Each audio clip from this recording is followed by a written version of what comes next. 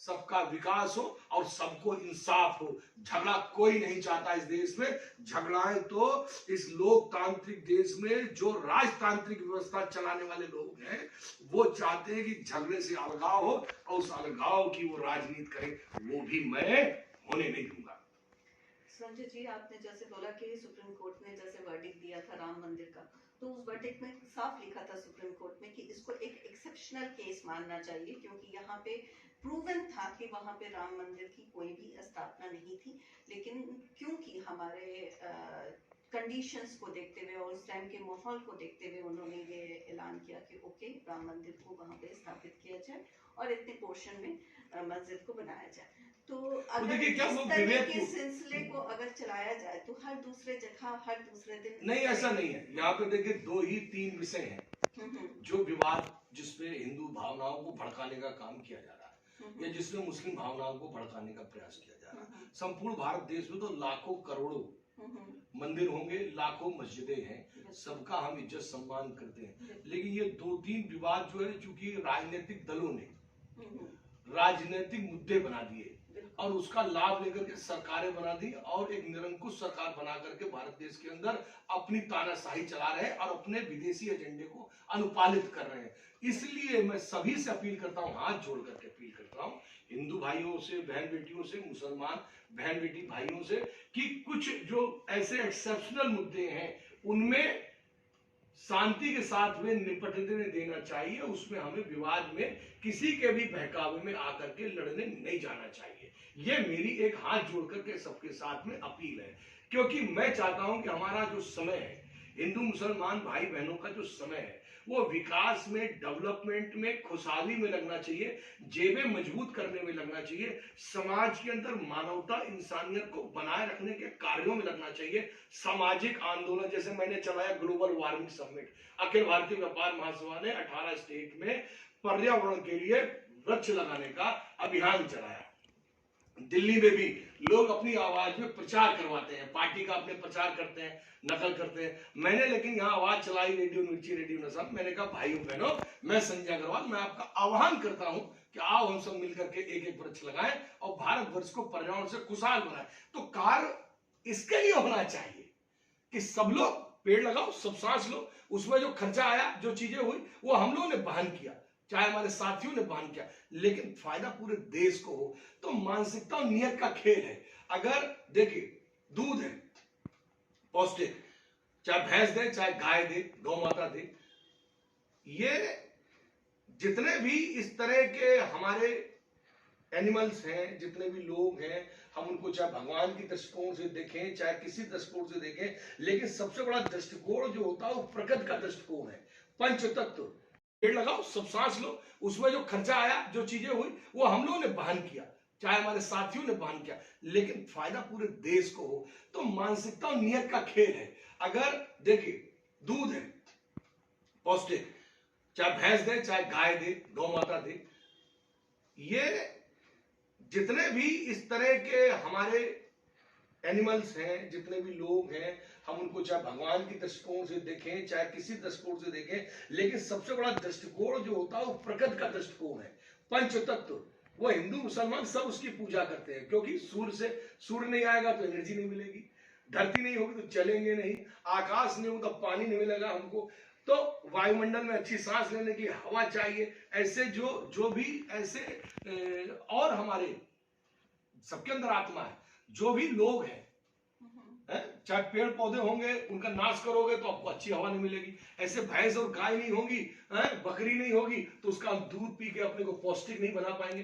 तो ये जो हमारे जो लाभप्रद चीजें हैं, जो ह्यूमनिटी, मानवता, प्रकृति से जुड़ी चीजें, उनको तो सबको बढ़ाने की आवश्यकता है और सभी बढ़ा रहे हैं। और ऐसा नहीं है कि किसी का प्रॉपर्टी है, जैसे मेरा पार्टी है, मेरा भारतीय स्वदेशी कांग्रेस है, 70% गेरुआ रंग है इसमें, तो ये किसी का सिंबॉलिक नहीं है।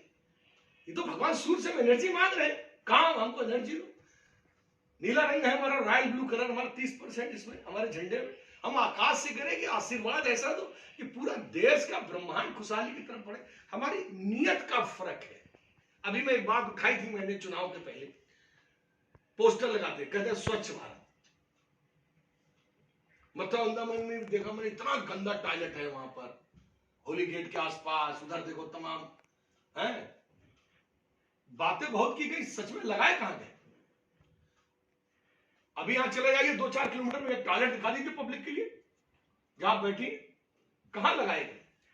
कागज में काम करना, विज्ञापन देना, उसकी आवश्यकता नहीं है। सच में काम करने के लिए, गलत प्रोडक्ट को बेचने के लिए विज्ञापन करना, ये भ्रष्टाचार को बढ़ावा देता है, ये देश में गंदगी को बढ़ावा देता है। चुनाव आयोग से मैंने आग्रह किया, सुप्रीम कोर्ट से आग्रह किया, अगर आपने सच में स्वच्छ भारत चाहिए तो ये गलत होर्डिंग पहले हटाइए, गलत पोस्टर लगाने के लिए अनुमति मत दीजिए, ये विज्ञापन देने की अनुमति दीजिए।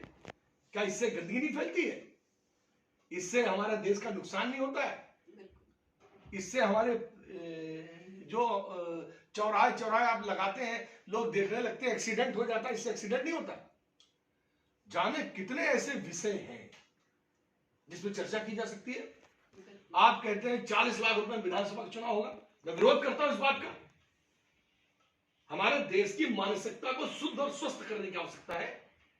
अरे चुनाव में क्या चाहिए? मैं फला हूं, मेरा चिन्ह फला, उसके लिए कार्ड छपवा लीजिए और घर घर जाकर के अगर आपने काम किया हाथ जोड़ लीजिए कि भाई मेरे काम पे मौका दीजिए। प्रत्याशियों की सेमिनार लगा दीजिए, 1, 2, 3, 4, 10 जितने प्रत्याशी, सबकी जो है, हमारे इलाहाबाद विश्वविद्यालय छात्र राजनीति लखनऊ विश्वविद्यालय करते थे, उस समय इलाहाबाद विश्वविद्यालय में भाषण दिलाए जाते थे प्रत्याशी का, वहां उसकी पर्सनालिटी पे, उसके व्यक्तित्व पे। तो आप उसको सिंबल नहीं दे रहे। सिंबल कब देते हैं आप उसको? चुनाव का जब आचार संहिता घोषित हो जाती है, 15 दिन 20 दिन महीना का टाइम बचता है, तब आप उसको सिंबल देते हैं। वो कितना फैला लेगा अपना सिंबल, कितनी बड़ी बहादुरी दिखा देगा, कैसे फैला लेगा सिंबल? ठीक है, क्योंकि जितना नेशनल मीडिया है तो सब कैसे चल रहा है सबको पता है। उसके बाद वो पूरी बहादुरी से लड़ते हैं, तो आप पर्चे खारिज कर देते हैं। फिर आप कहते हैं आपका वोट परसेंटेज इतना है इसलिए दोबारा सिंबल नहीं मिलेगा। काहे नहीं मिलेगा? हम इसके लिए आंदोलन करेंगे कि पार्टी जिस सिंबल पे लड़ेगी उसका वोट परसेंटेज आवे ना आवे, वो सिंबल उसी का रहेगा जब तो पार्टी रहेगी। धीमे धीमे ग्रोथ होती है, बच्चा भी एक दिन में बड़ा जवान थोड़ी ना हो जाता है।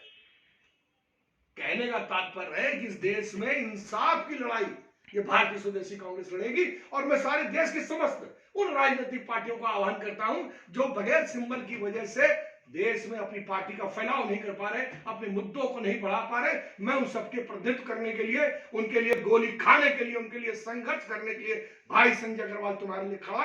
आओ हम सब मिलकर के इस मुद्दे को भी देश भर में उठाते हैं। अभी कहते हैं जी साहब रोड टैक्स नहीं है, चलान हो गया। अब वो लगा दिया प्रदूषण का नहीं है, चलान हो गया। नई गाड़ी घर में खड़ी है, कहते हैं 15 साल बाद या 10 साल बाद नहीं चलेगी। अरे काहे नहीं चलेगी?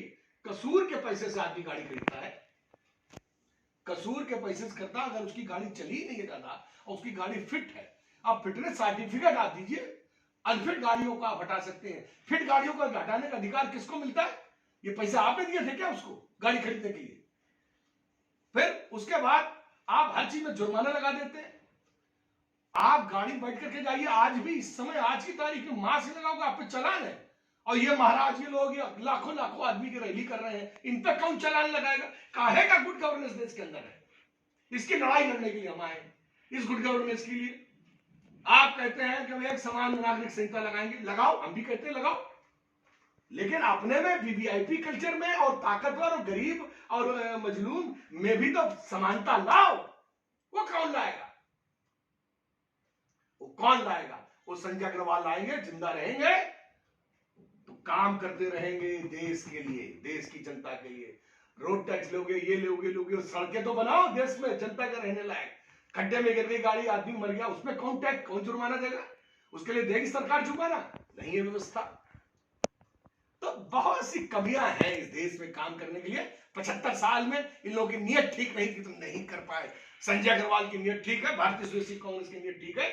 आप सबका समर्थन सहयोग मिलेगा तो देश की जनता आपके लिए निश्चित लड़ाई करेंगे, निश्चित संघर्ष करेंगे आपके लिए। तो यूपी से आपने कितने सीट्स पे इलेक्शन लड़े? 59 सीटों पे हम लोगों ने प्रयास किया लड़ने का, और ज्यादा सीटें नहीं लड़ाई, इसलिए 403 में पहले पूरी लड़ाना चाहते, क्योंकि हम लोग को उतने अच्छे बेहतर प्रत्याशी नहीं, पार्टी थी, नया सिंबल था, हमको उतना नहीं मिला। ईमानदारी से हम बात तो करते हैं। और हम 5 राज्यों में हम लोगों ने प्रयास किया ज्यादा सीट लड़ने की, हम लड़ रहे हैं और हमको जनता का आशीर्वाद सहयोग मिलेगा। हमारी बात जिसने सुन ली है वो हमारे साथ खड़ा हो गया है। अब संवाद ही नहीं हो पाया तो सद्भाव कैसे पैदा होगा। तो हम इसी अपने प्रतीक चिन्ह के साथ में हम आगे बढ़ रहे हैं। 2024 में जरूर पूरे देश में लड़ेंगे, ज्यादा सीटों में लड़ेंगे। बाकी अभी एमसीडी चुनाव लड़ाने शुरू कर दिए, दिल्ली एमसीडी की तैयारी कर रहे हैं। वहां पर अभी हमने एक सीट जो है घोषित की है ब्रह्मपुरी की, उसमें प्रत्याशी एक बहन ममता शर्मा को बनाया है। और महाराष्ट्र में भी हमने पार्टी ओपन अप कर दी और पूरे संपूर्ण भारतवर्ष में हमारी भारतीय स्वदेशी कांग्रेस का संगठन का कार्य चालू है और 2024 की लड़ाई लड़ेंगे। और जितने भी चुनाव है, जीते चाहे हारे, लड़ेंगे जरूर, लड़ेंगे और जीतेंगे। जो लड़ता है वही जीतता है, जो लड़ेगा नहीं तो कैसे जीतेगा। तो है संघर्ष करने के लिए आपके साथ है। बहुत अच्छा लगा संजय जी आपसे बात